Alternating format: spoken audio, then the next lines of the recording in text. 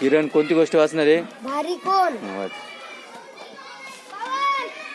एके दिवशी सकाळी जंगलात सगळे प्राणी गोळा झाले. तिथे एक मोठा अणका पडला होता. त्याच्यावर एक छोटा अणका पडला होता. खेळता खेळता एक कुत्रा त्याच्यावर बसला. कुत्रा बसल्यामुळे त्याचे एक टोक जमिनीवर टेकले आणि दुसरे टोक वर आले.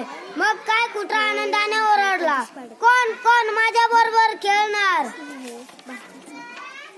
कुत्र्याचा आवाज ऐकून सगळे त्याच्याकडे पाहायला लागले. उड्या मारत मारत हरिण त्या अणक्यावर बसले. अरे बापरे, त्या बरोबर कुत्रा उडाला आणि लांब जाऊन पडला.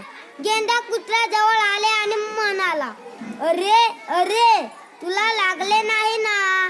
तू हरिणा बरोबर नको खेळूस. कुठे ते इतके वजनदार आहे आणि कुठे तू इतका हलका.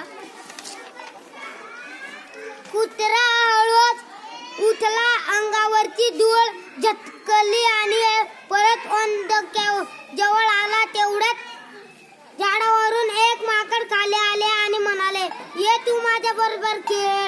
एकाच टोकाला माकड बसले आणि घाबरत घाबरत दुसऱ्या टोकाला कुत्रा बसला. तेव्हा सगळे प्राणी ओरडले. माकड हलके वाटते पण कुत्र्यापेक्षा वजनदार आहे. कुत्रा माकडापेक्षा हलकाच आहे. ते दोघे मजेत खेळू लागले. त्या दोघांना खेळताना पाहून छोटासा ससा पण खेळावेसे वाटले. तो कुत्र्याला म्हणाला, आता माझा दावा आहे, मी खेळणार.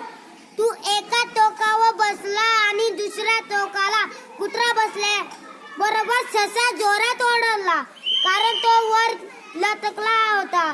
ससा ओरडू लागला, उतरवा उतरवा, मला लवकर खाली उतरवा.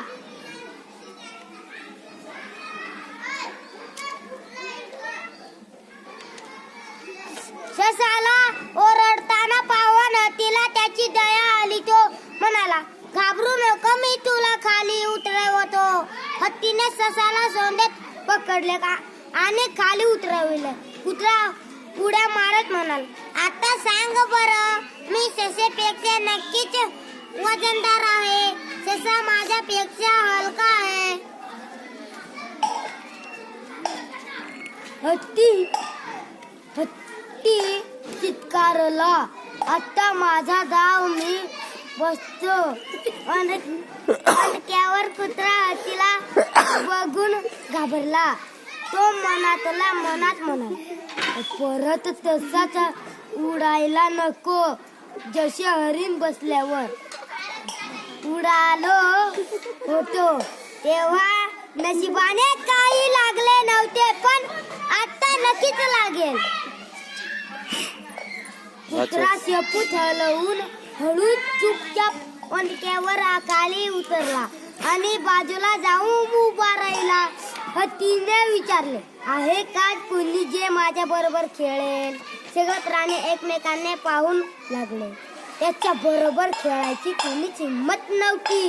तेव्हा गेंडा पुढे आला आणि हत्तीला समजावून लागला, नको नको, हा खेळ आपल्यासाठी नाही. आपण दोघेही खूप वजनदार आहोत. आपण जर अणक्यावर चढलो तर तो अणकाच तुटेल. तूच विचार कर ना. गेंड्याने सगळ्यांकडे बघितले. कुत्रा आणि लांडगा पकडले आणि अणक्यावर बसवले. हत्ती म्हणाला, तुम्ही दोघे सारख्या वजनाचे आहात, म्हणून तुम्ही दोघे जण खेळा. बाकी सगळे जण तुमचा खेळ बघितले. दोघे मजेत खेळू लागले. काही प्राणी कुत्र्याकडे आणि काही प्राणी लांडग्याकडे जाऊन उभे राहिले. ते दोघे मस्तपैकी खेळू लागले. कधी कुत्र्यावर जातो असे तर कधी लांडगावर जातो असे. कुत्र्याच्या बाजूचे प्राणी लांडगावर गेला की रडत होते, आम्ही जिंकलो, आम्ही जिंकलो. आणि कुत्र्यावर जाताना लांडग्याच्या बाजूचे प्राणी टाळ्या वाजवते रडत, आम्ही जिंकलो, आम्ही जिंकलो, आम्ही जिंकलो. जसा जसा खेळ रंगायला लागला तशी तशी जंगल